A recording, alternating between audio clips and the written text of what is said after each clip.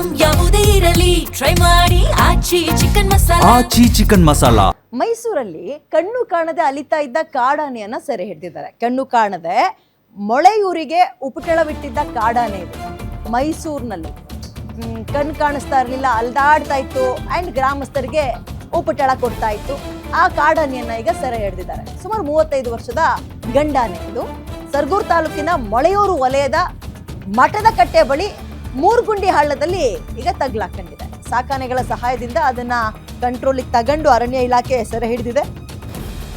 ಸಾಕಾನೆಗಳ ಸಹಾಯದಿಂದ ಅರವಳಿಕೆ ಮದ್ದು ಕೊಟ್ಟು ಅದನ್ನ ಸೆರೆ ಹಿಡಿದಿದ್ದಾರೆ. ಇತ್ತೀಚೆಗೆ ಮೊಳೆಯೂರು ಗ್ರಾಮದಲ್ಲಿ ಓರ್ವ ಆದಿವಾಸಿಯನ್ನ ಬಲಿ ಪಡೆದಿತ್ತು.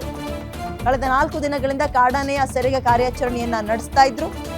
ಫೈನಲಿ ಸಾಕಾನೆಗಳಾದ ಏಕಲವ್ಯ, ಸುಗ್ರೀವ, ಪ್ರಶಾಂತ, ಅಯ್ಯಪ್ಪ 4 ಜನರ ಸಹಾಯದಿಂದ, ಅಂದ್ರೆ 4 ಜನ ಅಂದ್ರೆ 4 ಆನೆಗಳ ಸಹಾಯದಿಂದ ಕಾರ್ಯಾಚರಣೆಯನ್ನ ಯಶಸ್ವಿಗೊಳಿಸಿದ್ದಾರೆ.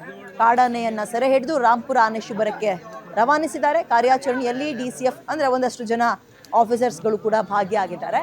ಪಾಪ ಅದಕ್ಕೆ ಕಣ್ಣು ಕಾಣಿಸ್ತಾ ಇರಲಿಲ್ಲ ಅಂಡ್ ಆ ಸ್ಥಳೀಯರಿಗೆ ಉಪಟಳ ಕೊಡ್ತಾ ಇತ್ತು.